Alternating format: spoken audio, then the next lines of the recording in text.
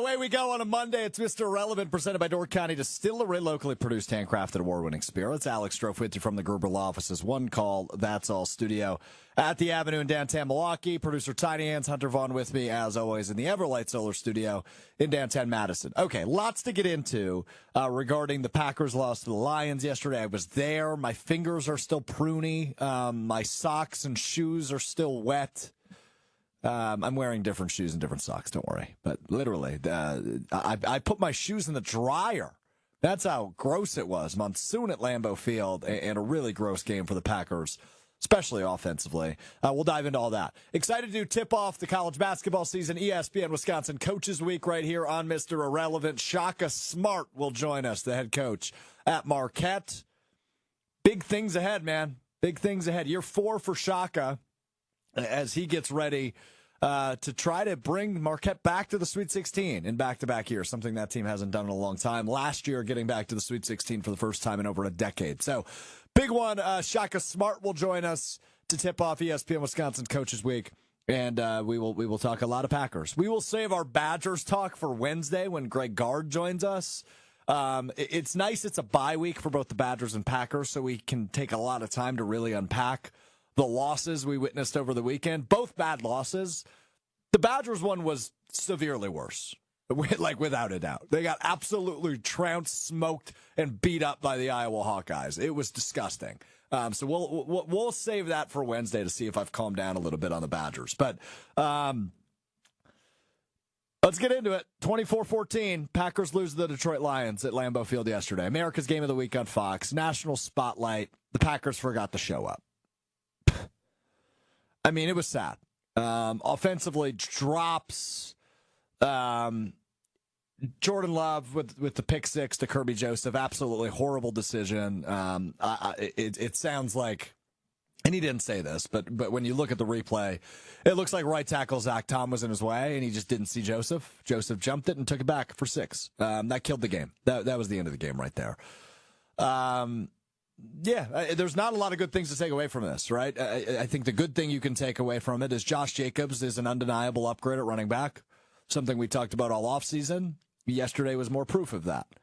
I thought he had a really nice game for the Packers offense, minus not getting in the end zone. Emmanuel Wilson gets the only Packers touchdown yesterday, and Christian Watson with the 2-point conversion to make that loss look a little bit less ugly in terms of the score, but it was ugly. Packers defense does hold the Lions to 17 points, which is great for a team that scored, going into that one, 40 or more, 3 of the previous 4 games they had played. But it just never really felt close, which of course is disappointing, right? We viewed this as, and the way we set it up all day yesterday on Green Bay Game Day, which is our pregame show on ESPN Wisconsin, from Lambeau, myself, Gabe Neitzel, and Super Bowl champion Jared Bush with you before every game. We discussed it as a first-place game. And even if the Packers lose, as long as they look competent, you feel good about the Packers' chances when it comes to January and hopefully February. I have a hard time walking away from that game feeling good about anything. I'm not saying the Packers are a bad team. I still think they're a good team in the NFL. But they were heavily outmatched by the Detroit Lions. Injuries don't help, right? No Jair, no Evan Williams, no Josh Myers. But self-inflicted wounds nonstop.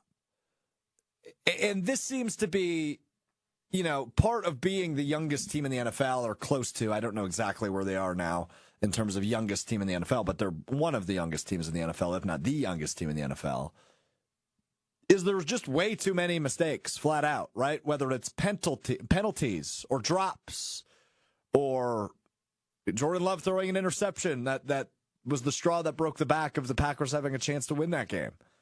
Way too many self-inflicted wounds, and that needs to get cleaned up fast. Now, luckily, you go into the bye week. You have some opportunity to address those things before you take on the Bears in 2 weeks. But I have a hard time saying the Lions won that game. I mean, they did. They were the better team. They outmatched the Packers, no doubt in my mind.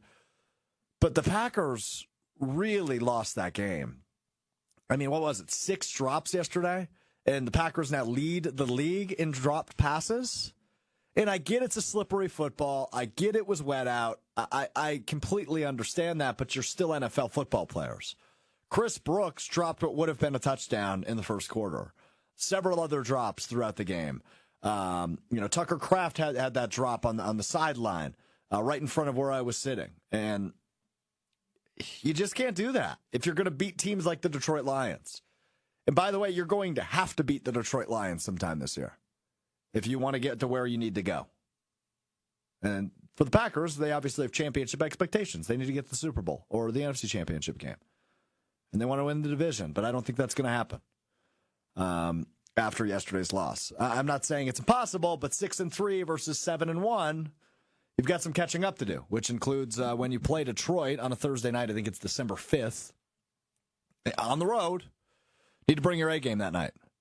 And I'm nervous on what that will look like, to be real frank with you. So, ugly. I tweeted this after the game, too, and I would really like somebody to correct me, because nobody said anything to me on Twitter, and I would love to hear from you, ESPN Milwaukee, ESPN Madison on YouTube. You can email me, you can whatever your means of communications to me is. I need to know this. I'm just going to read you my tweet verbatim. I'm very confused by the field goal to go from down 21 to down 18. You made a three-score game a three-score game. I understand it was 4th and goal from the 16, so it was 4th and 16. But I feel like you have to go for it in that situation. And I don't know if Matt LaFleur was confused because McManus missed a kick earlier in the game and he thought he made it, so he thought it was actually an 18-point game, that he was making a 15-point game. I don't know what the scenario was there, but it's the end of the third quarter. You're down 21 points. I don't get the decision to kick the field goal there. If you want to come back and win this game, you have to go for it on 4th and 16. You scored a touchdown. All of a sudden, it's 24-10 entering the fourth quarter. You're dealing with a much different ball game than 24-6. You still need to score 3 touchdowns in order to have a lead in an 18-point game. I just didn't get that decision from Matt LaFleur to trot out Brandon McManus when it was 4th and goal and you're down 21 points. I did not get that. I also, of course, did not get the Jordan Love pick six. It was a bad throw. It was a bad decision, and he's made plenty of them this year.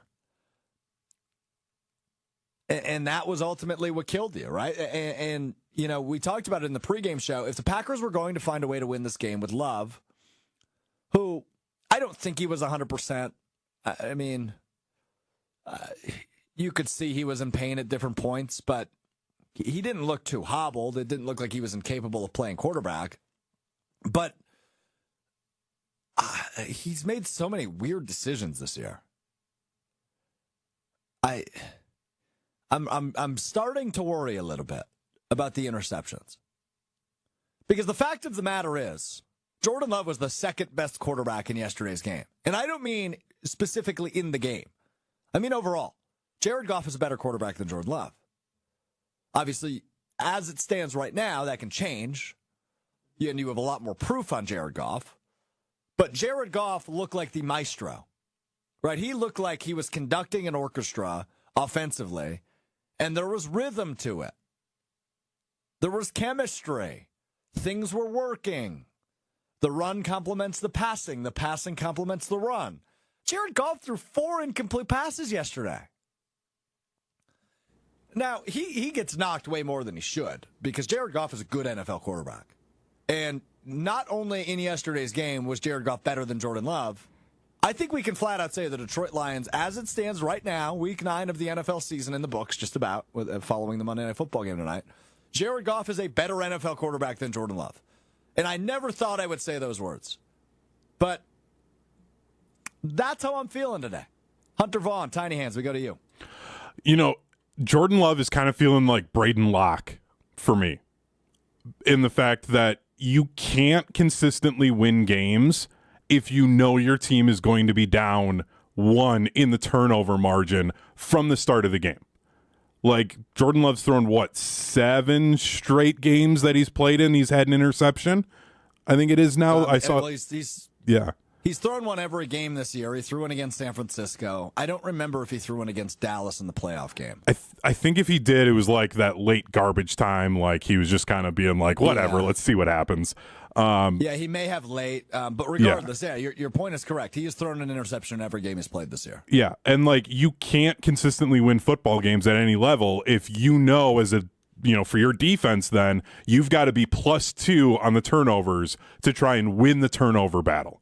Like, that's just not sustainable football, and that's the problem that we're starting to run into with Jordan Love. Yes, he does a lot of incredible things, but those turnovers are hurting this team now, and it's starting to get bad.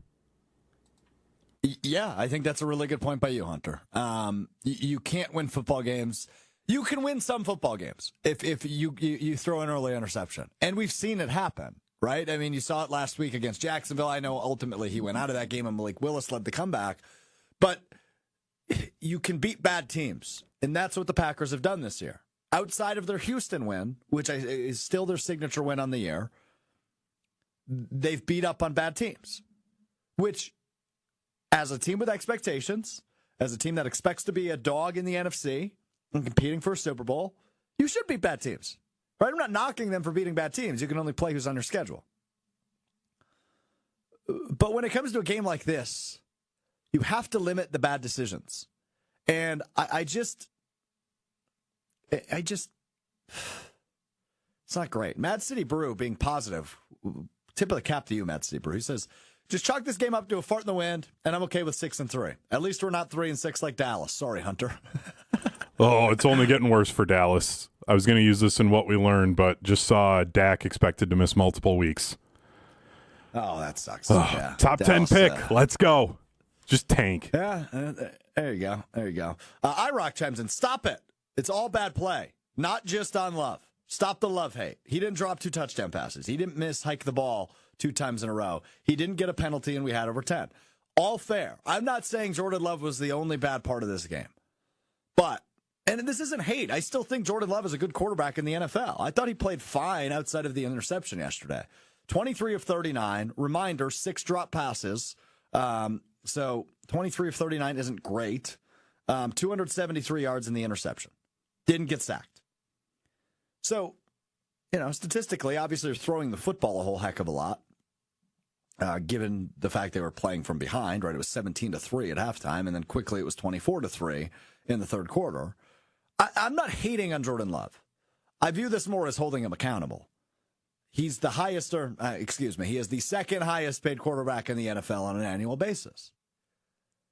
And it goes back to a point I made in the offseason, and I stick to. If Jordan Love is going to be paid like the highest paid quarterback in football, he needs to play like the highest paid quarterback in football. And frankly, he hasn't done that yet this year. I'm still holding out hope that we see a repeat of last year, right? Go into the bye week, wipe your hands clean. You're 6-3. You're still 3 games above 500. You're still well within the playoff race. You can still win the division in theory. You need Detroit to lose a few times, including to you, but you can still win the division in theory. And Jordan Love can hopefully be the best quarterback in football the second half of the season, just like he was a year ago. I'm still holding out hope for that. It's not like I'm saying Jordan Love is trash. It's not like I'm saying Jordan Love is a horrible quarterback. I saw a tweet that said Jordan Love is Daniel Jones. No, he's not. I think somebody made the case that, he got paid a lot and he just hasn't played up to it, which is true, but he's not Daniel Jones bad. Jordan Love is still a good quarterback. So let me get that clear, iRock. This is not Jordan Love hate. This is Jordan Love accountability. He's made some very terrible decisions this year with the football. He threw a deep one. I think it was to Christian Watson, and this would have been in the second quarter. And he threw it in double coverage. And he had Romeo Doubs wide open for a first down. And he missed him. He was going for the deep shot, which, if it pays off, great, but it didn't. It wasn't even near Christian Watson, I think, who was the intended receiver. Judah Time chimes in. Love has been hurt from the start of the season. Brazil had leg cramps before the MCL injury. We should have sit Love the Lions game and ran the ball down their throat with Willis. No, hindsight is 20/20, obviously. Outside of the pick six, Jordan Love wasn't that bad. Now, can you make the case that Malik Willis would not have thrown the pick six? Absolutely you can. Because he doesn't throw the ball that much. And Josh Jacobs was terrific yesterday. 13 carries, 95 yards. That's over 7 yards a carry, including the big 37-yarder past midfield. Emmanuel Wilson was good on 4 carries, 28 yards in the touchdown. Chris Brooks only with 2 carries for 13 yards, so over 6 yards a carry. I mean, the team averaged 6 yards a carry. That's really good in terms of the running game. Jaden Reed was awesome in the receiving game, but nobody else was. 5 catches, 113 yards for Reed. 5 receptions on 6 targets. Christian Watson, 7 targets, 3 catches. Dontavian Wicks, 3 targets, no catches. Not great. Not great. That's 6 drops yesterday, and the Packers lead the NFL in drops. So it goes back to the point I made at the top. Yesterday's game was a ton of self-inflicted wounds. As much as Detroit did win, yes, Green Bay also wanted to lose. The way penalties, interceptions, incompletions, all of the in-betweens. It wasn't great football. And I like the attitude from Mad City Brew on the ESPN Milwaukee YouTube chat. Just chalk this game up to a fart in the wind, and I'm good with 6-3 entering the bye week. Yeah, 6-3 is a good spot to be in, right? It's a lot more comfortable than the 2-5 or whatever you were last year. But I hate missed opportunities, whether it's in sports or life, right? Like, I hate missed opportunities. Yesterday was a really good opportunity for the Packers to get a huge statement win and be in first place of the NFC North. And the opportunities were there. They held Detroit's offense to 17 points. That's the lowest mark all season for them. So it just felt like a missed opportunity. I take that back. They scored 16 against Tampa Bay in week 2, which they lost. But other than that, lowest mark of the season for them. 17 offensive points, obviously 24 overall, but 7 of those coming thanks to Kirby Joseph's pick 6. Go ahead, Hunter. Mad City Brew also on the YouTube chat saying that Jordan Love is Dak sometimes. It's starting to feel that way because, like, you'll admit that, like, Dak at times plays as well as some of the best quarterbacks in the NFL. And you're like, oh, okay, like, yeah, I get it. Like, dude is awesome. But then he just does things, or he has a stretch of a couple of games. You're like, who is this guy? Like, this isn't the same quarterback. And right now I'm feeling like that with Jordan Love. Where, like, you still have those moments. I won't argue with that. But then you're just like, dude, like, what are we doing? And you just I won't argue with that. It's just weird. It is. And it's not really a knock, I don't think, calling J Love being like Dak, right? Dak's a good quarterback. And good quarterbacks make mistakes. Patrick Mahomes makes mistakes. Tom Brady made mistakes. Aaron Rodgers made mistakes. Not many, but he made them. And he still does in New York. It's a bad loss. The Lions have now won 7 in a row. 6 in a row, 7 of 8. They're 7-1.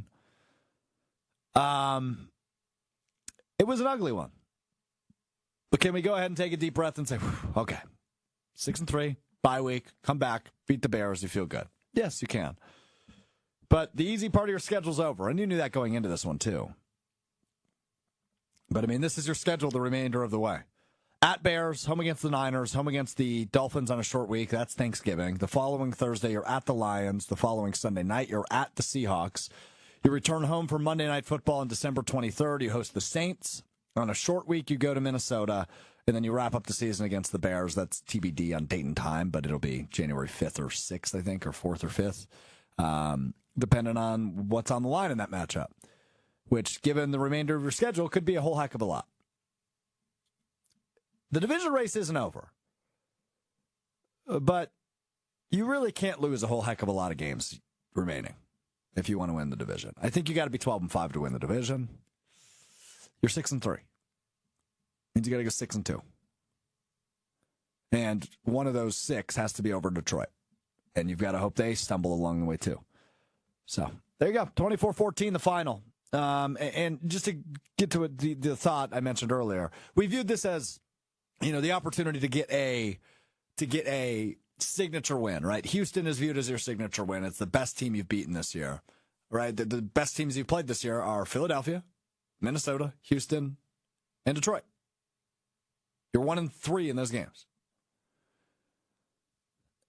So it was an opportunity for not only a signature win, but it was also an opportunity to tell where you measure, right? We viewed the Lions as the best team in the NFC. It's a measuring stick game. If the Lions are the best team in the NFC, I don't think the Packers are very close to being the best team in the NFC after what we watched yesterday. And again, you can make all sorts of excuses if you want to. Weather, Love's bad decision-making, drops, penalties, You could chalk it up to all that. But the game's the game, man. What we saw is proof. We could play the what if game if you want to. But what does that accomplish, right? What we saw is the proof. And the proof is the Packers are not to the Lions level. Yet. I want my team playing their best football in December and January. And I think the Packers will be better in December and January than they were yesterday. But it feels like it's a ways away still to be to the level of the Detroit Lions. We'll find out December 5th when they play on Thursday Night Football. That's going to end up being a huge game.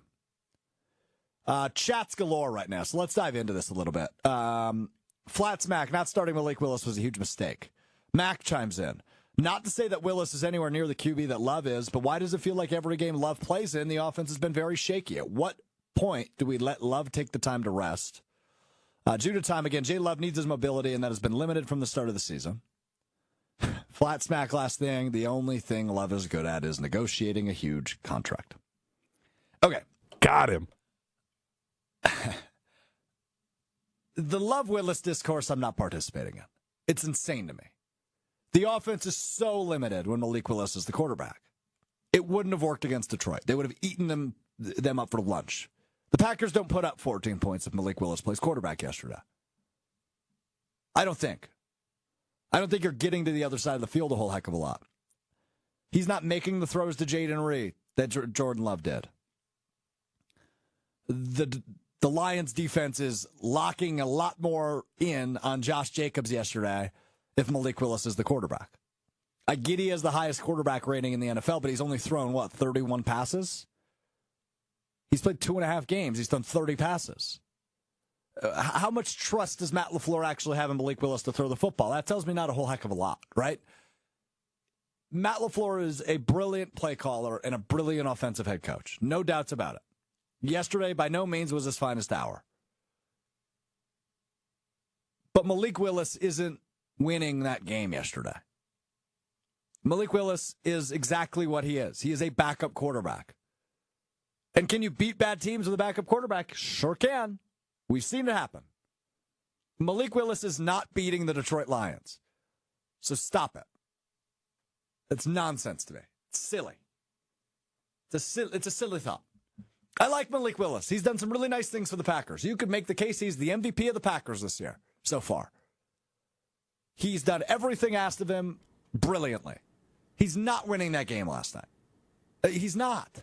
So let's stop. Let's stop while we're ahead, please. Go ahead, Hunter. This is the problem with the fact that the two games that the Packers looked their best were against the two worst teams that they've played all season. And they happened to be when Malik Willis was the quarterback. So, in the Packers fan mind, you're just like, oh, that's when the team was at their best. They won those two games, and they looked really good doing it. Completely ignoring the fact that they're basically playing JV squads. Right. You beat the Titans and the Colts with Malik Willis playing quarterback, and you barely beat the Colts. Exactly. In that first game. And just so we're on the same page here, their best game of the season was against Arizona. It was not a game Malik Willis played. It was a game Jordan Love played. Well, I said two of their best games. Passes. Yes. I said two of their best games as a team. Passes against the Arizona Cardinals. No, I'm not directing it at you, Hunter. Okay. I'm directing it in general, right? Jordan Love has played good football this year. He played a great game against the Arizona Cardinals. Still threw an interception, but he threw 4 touchdowns. If you throw 4 touchdowns and 1 interception every week, I'm good with it. You're going to win football games. 28 points was enough to win last night. They didn't get anywhere near it. Drops, penalties, self-inflicted wounds. That's why the Packers lost. Can they clean it up? Maybe. But right now, I'm not feeling great about it. I'm done with the Malik Willis discourse. I'm not participating in it. Let's get the stock up, stock down, but first got to tell you about Door County Distillery. Door County Distillery, locally produced, handcrafted, award-winning spirits made locally in beautiful Door County. If you're heading up to Door County this winter, you got to stop in, do the tours, do the tastings. If you're not, bring Door County to you, whether you've got a gathering, whether you're having a watch party. Whatever you're doing, elevate it with Door County Distillery. Football season's whiskey season for me. I love their bourbon. But they've also got that 27-time gold medal award-winning single malt whiskey. Delicious. And rye whiskey. They've got gin, they've got rum, they've got vodka, cherry brandy for your old fashions with local Door County cherries. Everything Door County Distillery does, they do it best. Elevate with Door County Distillery. Visit their website, doorcountydistillery.com. Find the retailers nearest you, as well as a huge list of unique cocktail recipes. Again, that website, doorcountydistillery.com. All right, let's step aside for 60 when we return.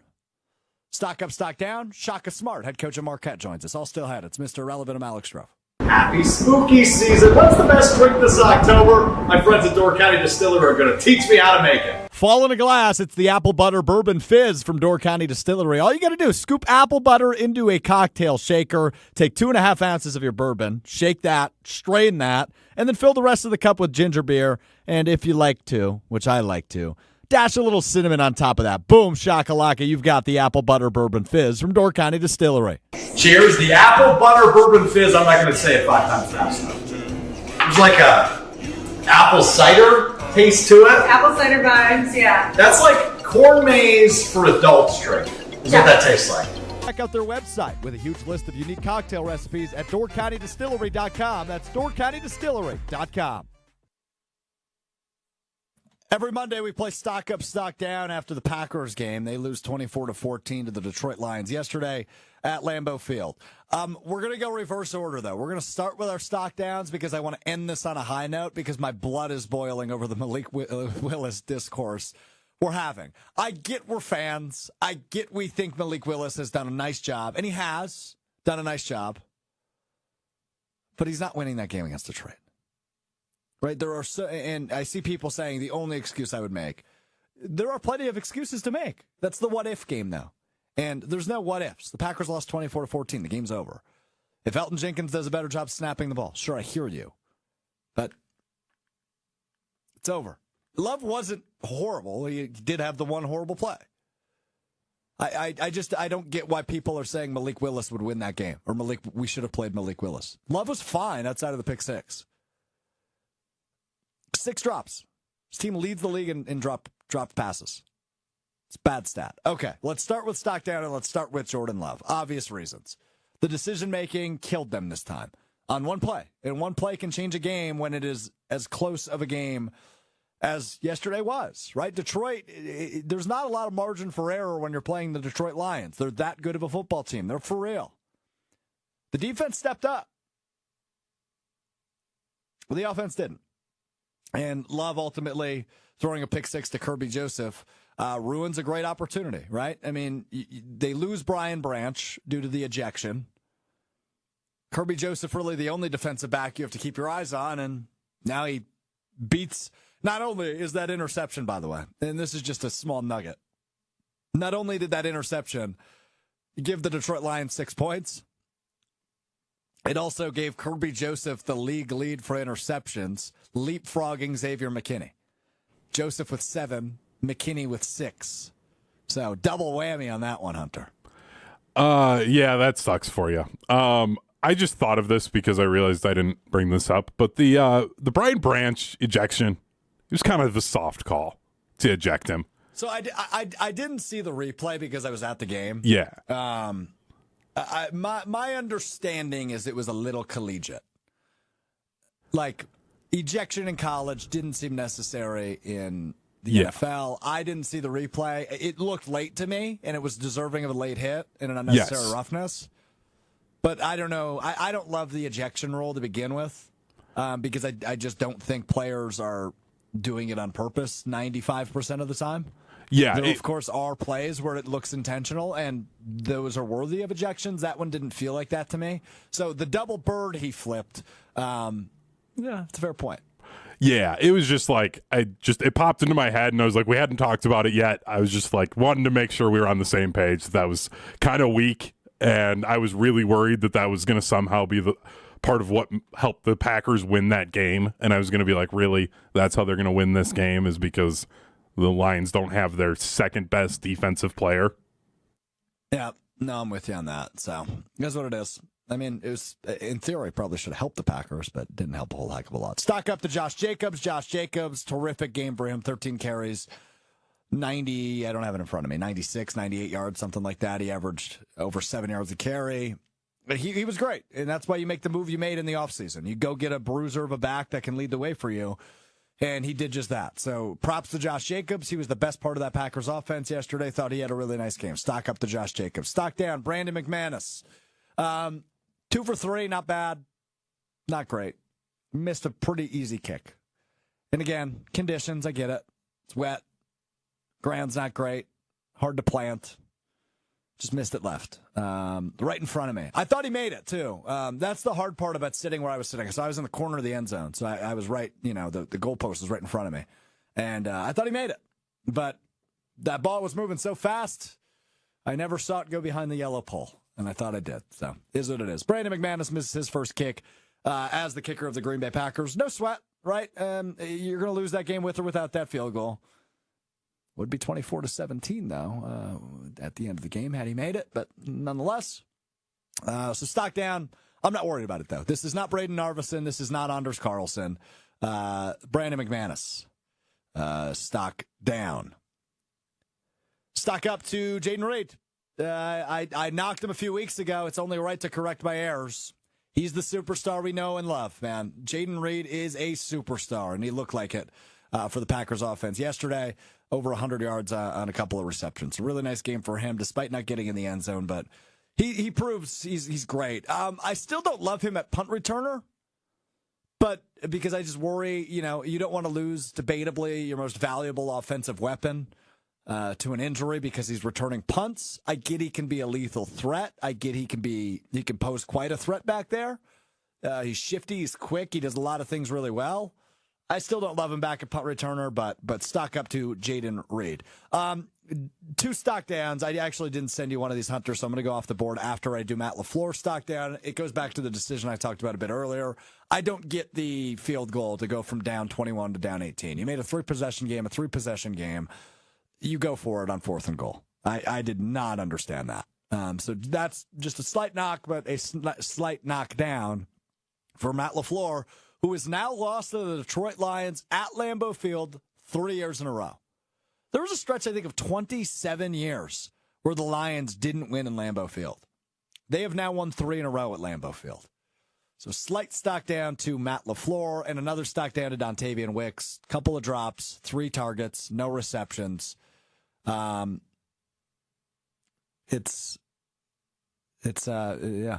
down to Dontavian Wicks, and that is chimed in by Mac on the ESPN Milwaukee YouTube chat.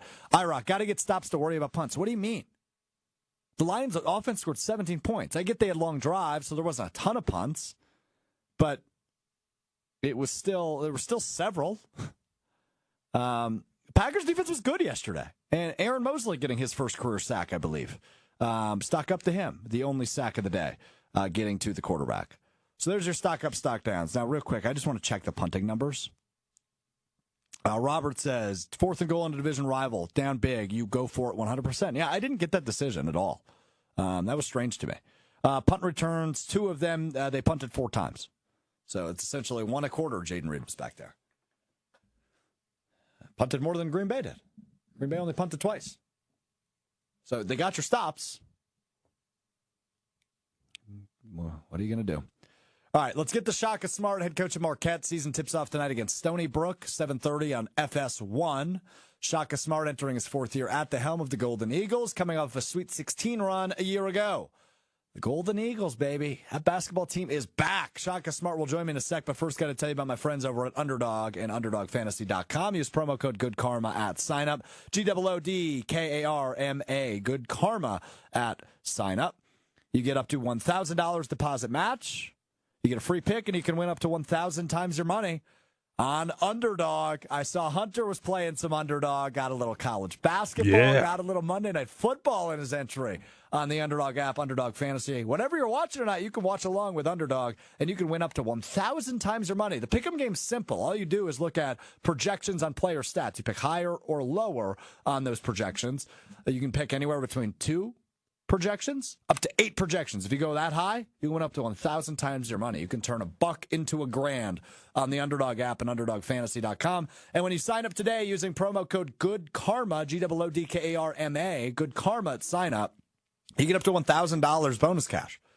If you put in $100, you're going to get $200 overall. Right, you're going to have an extra 100 to play with.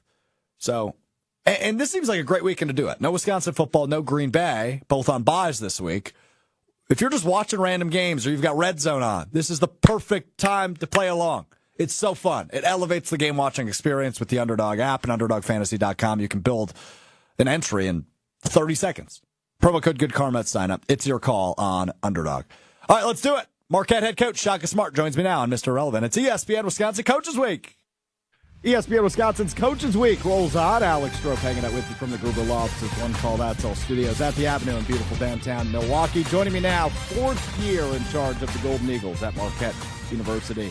It is the great Shaka Smart joining me now on Coaches Week. Shaka, I think it's hard to believe how quick the offseason flies by. I think that's been a common theme while I talk to these coaches. I know you're just getting back from New York for Big East Media Days.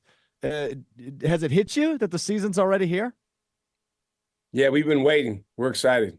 We're definitely ready to play a game. In college basketball, you practice for a long, long time before you actually play a game. We have played a couple other teams in inter-squad scrimmages, but no fans there, no media there, no TV. So it's not exactly the same. And so our guys are chomping at the bit for Monday. Yeah, let's talk a little bit about some of those scrimmages and some of the offseason programs. So my understanding is Oklahoma and Missouri were the quote-unquote secret scrimmages. What were your takeaways as the head coach from your squad playing, obviously, some Power 5 competition? It was great to get a chance to play, with officials against, another team. In both cases, we went, away from Milwaukee for the scrimmages, so a chance to travel and replicate going on the road. Certainly not in midseason form, but we had a lot of guys that did a lot of really good things. And it was terrific for, again, replicating some of the game adversity that you see, whether it's, guys missing shots at times, the other team going on a run, calls you don't like. Those are things that, you try to simulate in practice, but it's better when you're playing another team. And so they were both really good experiences for our guys, and our guys came away, feeling a little bit more ready to play in the real thing. That's good, right? Obviously, that's what you want as the head coach. When you walk away from those, say, okay, we're actually further along than I thought we were, which is always a good sign. I know you've been asked this question 100 times this offseason, Shaka, but I think it's important to note how rare it is in this era of college basketball is the continuity and the retention that you have on your squad, right? I just got done talking to Greg Gard. He lost 8 guys in the transfer portal. You lost 0. How do you maintain a roster in this modern era of college basketball so well? I know you chalk it up to relationships, but how do you maintain relationships that way that leads Marquette to have no turnover coming off of a Sweet 16 run? Well, don't take this the wrong way, but I could tell you, but you really wouldn't understand. Although if we talked about it for several hours, you would understand better. We value relationships, growth, and victory. We believe Marquette's a special place to be a basketball player or a basketball coach.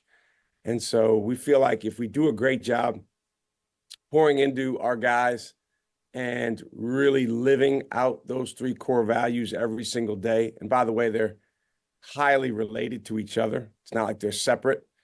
The relationships you have absolutely impact your growth on and off the court.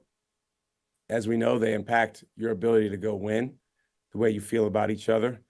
How much you grow obviously impacts winning, and it impacts relationships. When you go through special experiences together, you go through the fire, if you will, and you come out stronger on the other side. Those are bonds that last forever.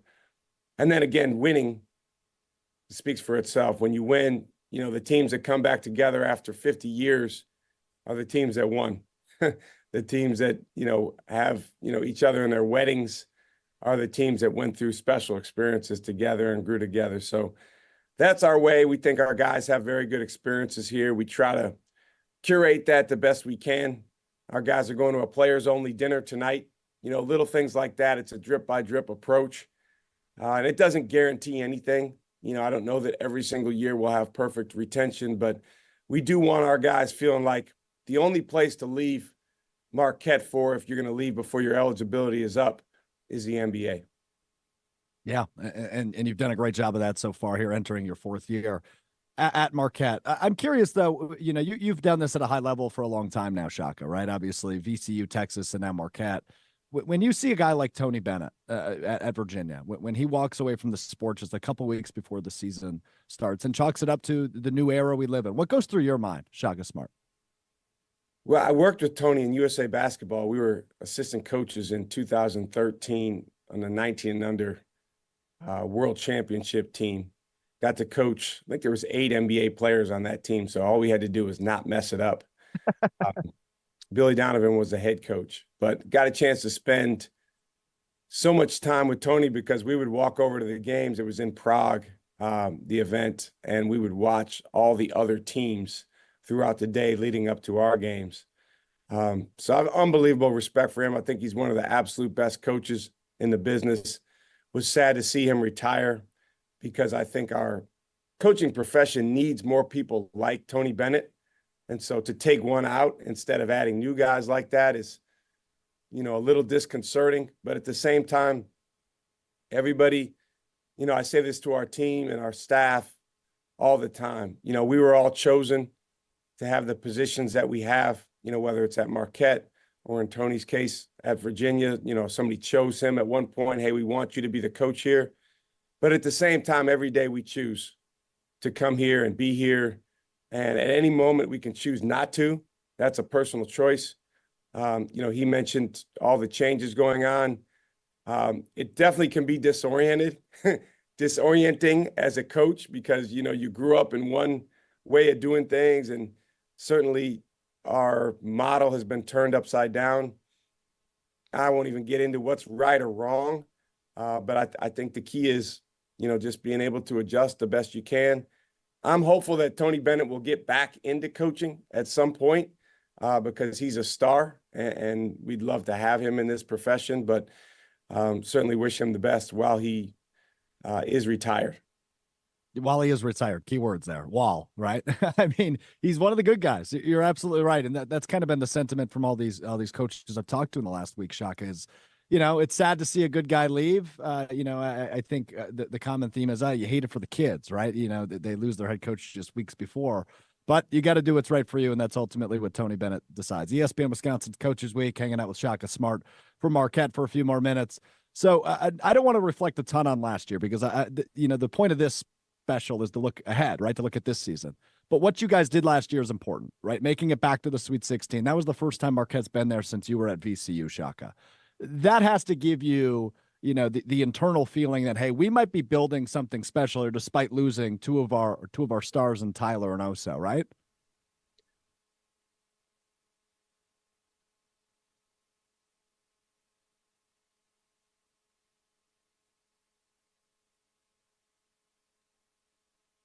Just a devastating one and done experience because obviously it's a single elimination tournament.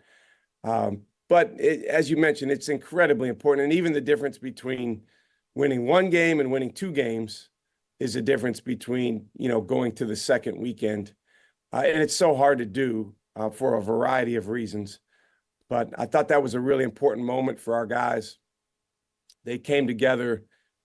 We faced some adversity for sure at the end of the season. Tyler Kolek was injured, came back, was not 100%, but he was such a warrior that he came back and played well for us.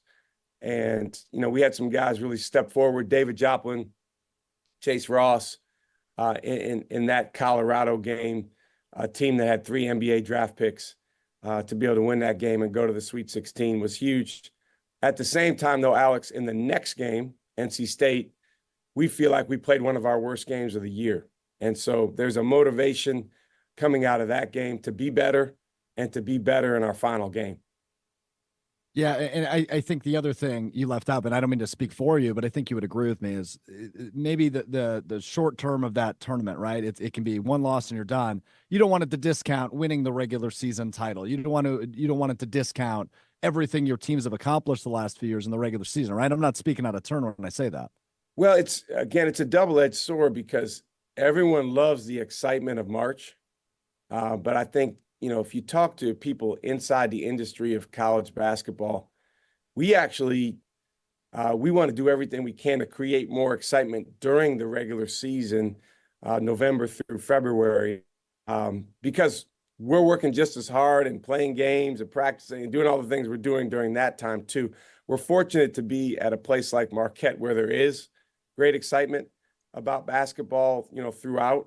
But yeah, that's just kind of how it works. And I think that when you do win a regular season, which we were able to do 2 years ago, obviously UConn won the Big East last year, that definitely speaks to sustained excellence over the course of many, many weeks. And that's very, very hard to do. Winning in the NCAA tournament is more of a sprint, and obviously being your absolute best at the very end. This might be another question where you say, "Hey, man, I could explain it, but you're not going to get it." You're such a learner, right? You're always learning. You're a student of the game. You're a student, period, right? You're reading always. What has Shaka Smart been reading this offseason? What have you been scraping up that knowledge on, Shaka? I'm one of those guys that I rotate a lot of different books, and then I reread the ones that I like the most. Okay. So I've got a lot of books going. There's one called War by Sebastian Younger. That's just fascinating to me. He was what was called an embed. So he was a media member that was embedded with a military unit in Afghanistan, one of the most dangerous areas of Afghanistan. And he's such a good writer. You may have heard of other books that he's written. And it just gets to like the core fundamental human elements that, are so prevalent when nothing else being alive. And I think it's very, very applicable to basketball and sports, even though, our players' lives are not on the line and we wouldn't want them to be. But, you can take a lot from those guys that are in it together and have to depend on each other that much. So that's one of the books I've been reading recently. That's awesome. Thanks for the insight, man. I was really curious to hear what you're scraping up on. You mentioned UConn a bit ago, Shaka. It's such a pressurous privilege, right? You get to see them a couple times a year and hopefully again in the Big East tournament. But 2 national championships in a row. How do you keep up with the Huskies and everything they're doing? Because you guys have been really close and had some classic battles with them the last few years. Well, I think it's actually something you mentioned earlier. You learn, you learn what goes into winning. And, we and I are not above learning from UConn just because they're in our league and they're a team that we play the last couple of years 3 times a year. I watched their stuff a lot in the offseason and looked at, okay, how did they do this so well?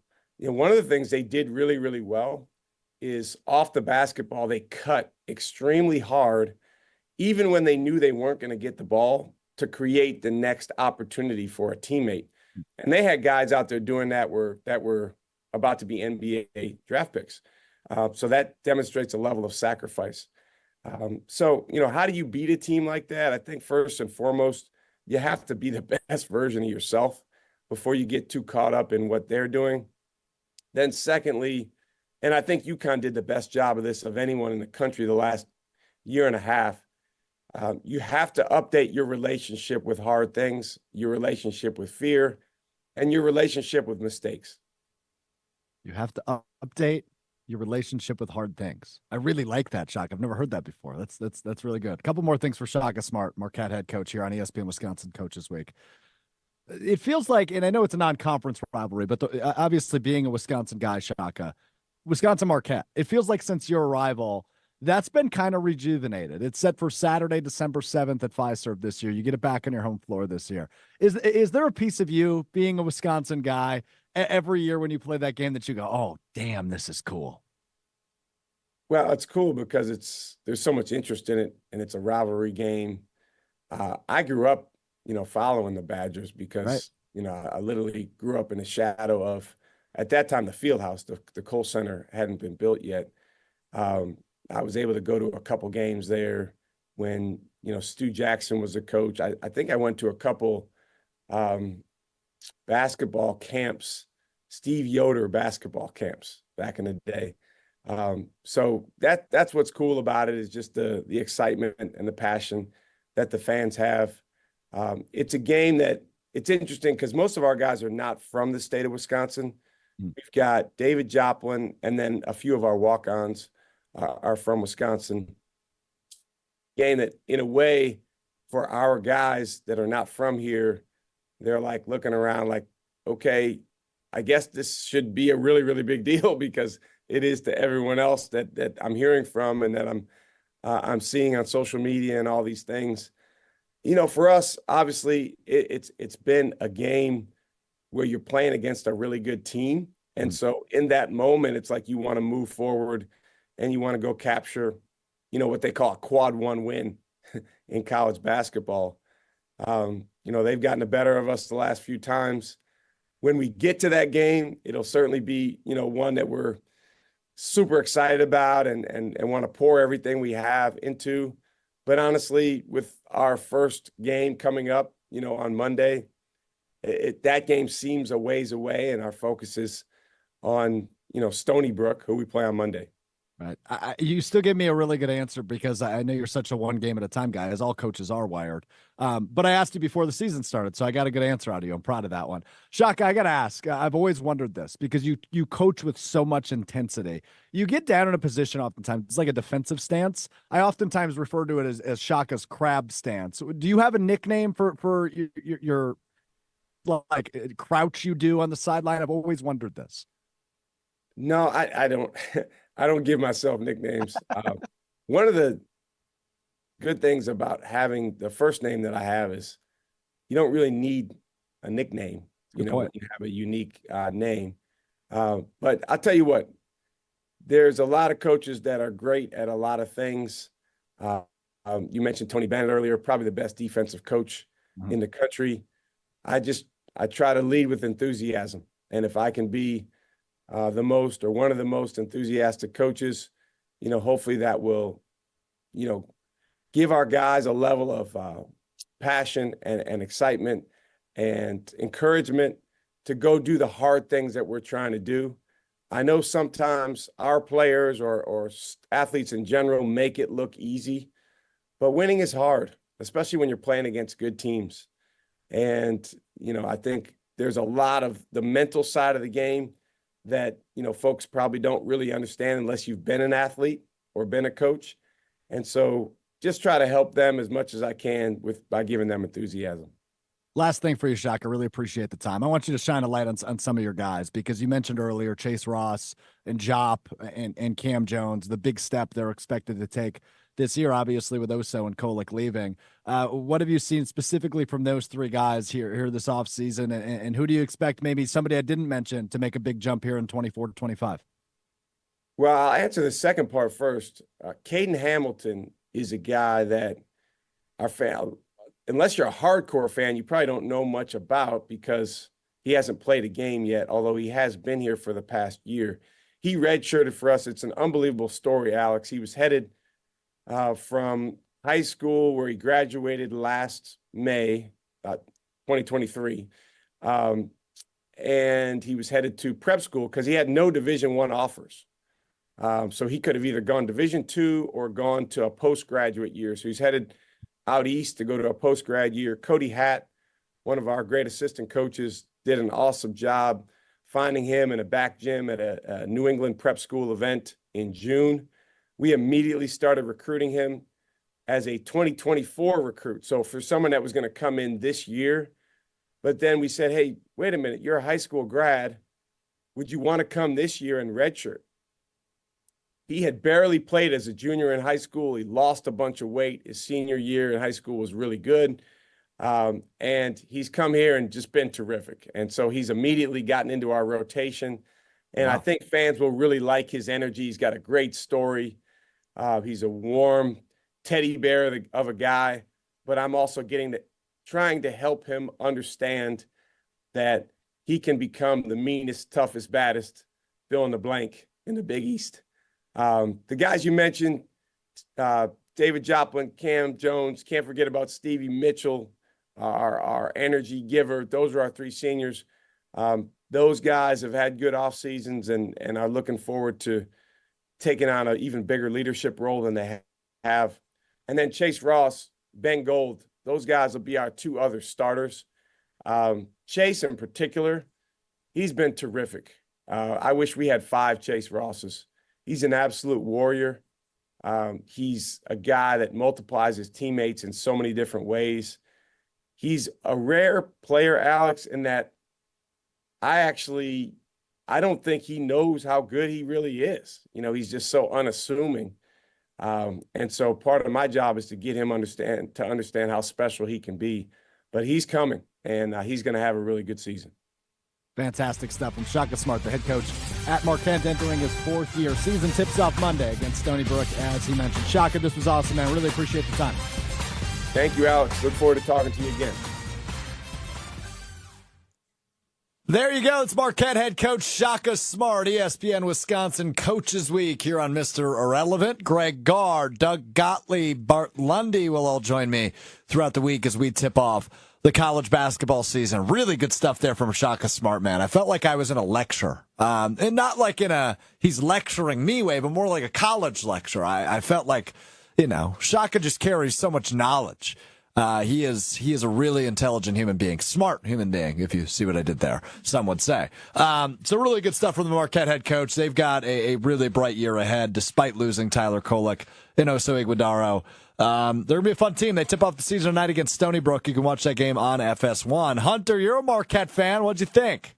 I absolutely loved it. I was so glad that he talked about Caden Hamilton there. I'd heard a little bit through Marquette fan Twitter about him, but then getting all of that, I'm so excited for this team. I think they're going to be really good. They don't match up well against Wisconsin, and that's what's going to be annoying for me. They'll probably lose that game because it's just the Big Ten and the Big East are so different that it's hard for the smaller Big East school to match up with a Big Ten school. Yeah, we will see. That's December 7th. I had to sneak it in there because December 7th doubles as my birthday. So Marquette, Wisconsin on my birthday at Fiserv Forum this year. Going to be very fun. But there you go. Thanks to Shaka Smart for sitting down with me for about 20 minutes and talking all things Marquette ahead of the college basketball season, which, of course, tips off tonight. ESPN Wisconsin Coaches Week. We will be playing all those interviews throughout the week. You can find them, across YouTube, ESPN Madison, ESPN Milwaukee. You can find them on the radio, ESPN Milwaukee, ESPN Madison, ESPN Beaver Dam, our hour-long special with all 4 Division I men's basketball coaches in the state. Okay, time now for what we learned. Time to wrap up the show. You learn something new every day. I learned something new yesterday. Boy, am I happy about it. For the first time since 1979, the Milwaukee Brewers have 2 Golden Glovers. Let's go! Bryce Terang at second base, and guess who in right field? Sal Frelick winning a Gold Glove in right field for the Milwaukee Brewers. So 2 Brewers getting the Gold Glove. Now, obviously, both of them up for the Platinum Glove, which you can vote for now. You can find it on the Rawlings website. Rawlings, RAWLINGS.com is where you can find the Platinum Glove, and that's a voting thing. So you can get them Platinum Glove here in the MLB. But yeah, 2 young players who are terrific defensively for the Brewers, super deserving for both of them, and exciting to see that. Now, I don't get why the baseball awards come out way after the season ends, right? Like the NFL announces it. The day before the Super Bowl, they announced their league winners. The season's been over for a week. Why are we don't even know who won the Cy Young yet? That's very strange to me. Because you're still talking about baseball and it's November 4th. It's actually a good point, Hunter. Not bad. Not bad by you, pal. Not bad by you. All right, we ran a little late today, but it was a fun one. Packers lose. We'll continue to unpack that one coming up on Wednesday. And I saw we have a Lions fan in the ESPN Milwaukee YouTube chat that just says Green Bay sucks. At least Applying Pressure, the name of the YouTube channel, made Green Bay 2 words. Unlike Amon-Ra St. Brown, who wore the Green Bay sucks t-shirt into Lambeau Field yesterday with Green Bay as 1 word. Yeah, you dummy, it's 2 words. So there you go. All right, that does it for us today. We're back with you Wednesday. Greg Garr, the Wisconsin men's basketball coach, will join us Wednesday. We will talk a little bit about the Badgers' loss to Iowa on Wednesday, and we will continue to unpack the Packers' loss to the Detroit Lions. Big thanks to Hunter, Tiny Hands, Vaughn, for running the show as always. He'll be back with me Wednesday. Joshie DiMaggio will rejoin us on Wednesday. And Mad City Brew says 99 days until spring training.